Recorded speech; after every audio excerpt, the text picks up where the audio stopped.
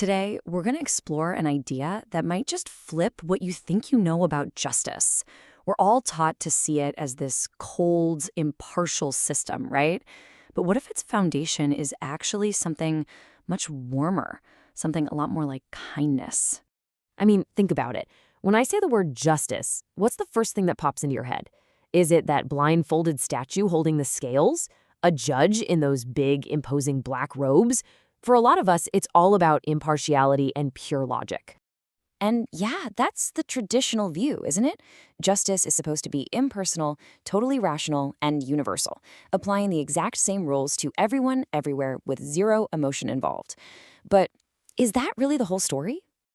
Well, there's a really powerful challenge to this classic idea.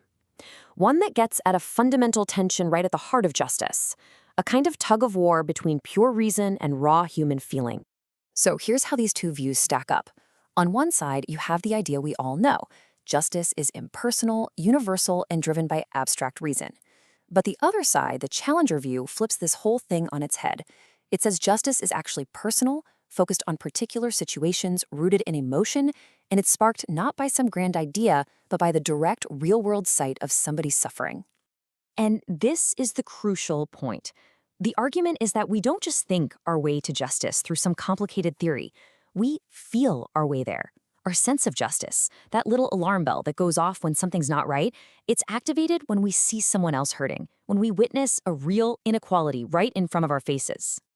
Okay, so what's the big deal? What's the problem with relying only on that abstract, purely logical idea of justice? I mean, what really happens when we take our feelings completely out of the equation? Well, this is where it can all go wrong.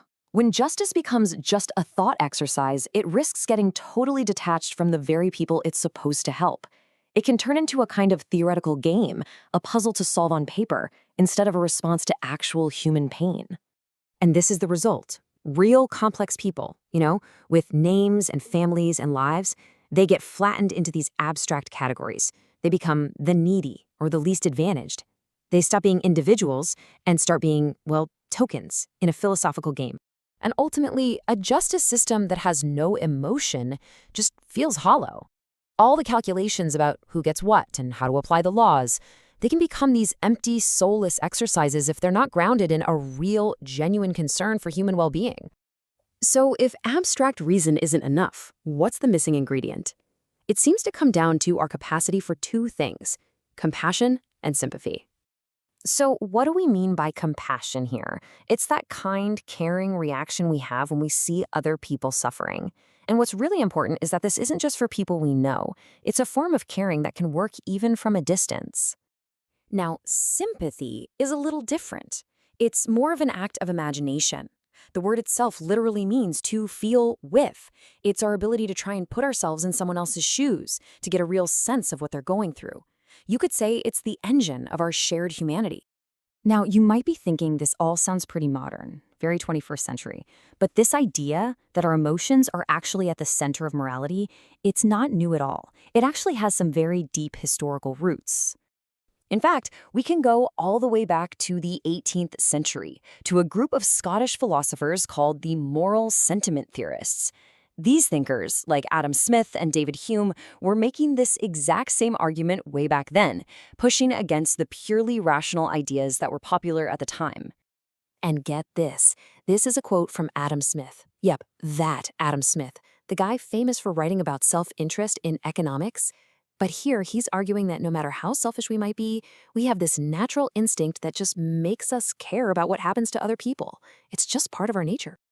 And his friend David Hume took it even further. He connected justice directly to our feelings. He argued that justice isn't just some cold calculation, it's tied to this powerful moral feeling, a genuine care for the happiness of other people, and a real anger at their misery. So if you boil their core ideas down, it's this. We're social creatures. Our morality is fundamentally based on our emotions. And this is a big one. Simply feeling sorry for someone is a totally valid and powerful moral reason to help them. It's an idea that later philosophy kind of pushed to the side.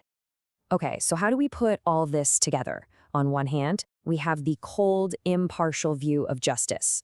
On the other, the warm, personal view based on compassion. So, do we have to pick a side? Well, it turns out this is a false choice. We don't have to abandon principles for feelings or feelings for principles. A truly strong, humane justice system actually needs both. It's not an either-or situation. And this right here is the key takeaway. Reason and principles are absolutely vital, but they don't just pop up out of nowhere. They are built on a foundation of emotional engagement. We only start thinking about what's fair because we first care about what happens to people. So, what does a more complete picture of justice look like? Well, you can think of it as a three-step process. First, it has to start with caring, with our emotional connection to others. Second, that caring is informed by compassion for real suffering. And only then, third, is it guided by reason and fair principles to make sure it's applied consistently. So, in the end, it's really a partnership. We need our emotions to connect us, to make us care, to remind us of what's truly at stake for the people involved. And we need our reason to guide those emotions, to shape them into fair principles and consistent actions. One without the other is just incomplete. And that leaves us with a final, really important question to think about. If justice truly begins, not with a rule book, but with an act of caring, then the challenge for all of us is this. How do we actually bring more of that active compassion into our institutions, our communities, and our own daily lives?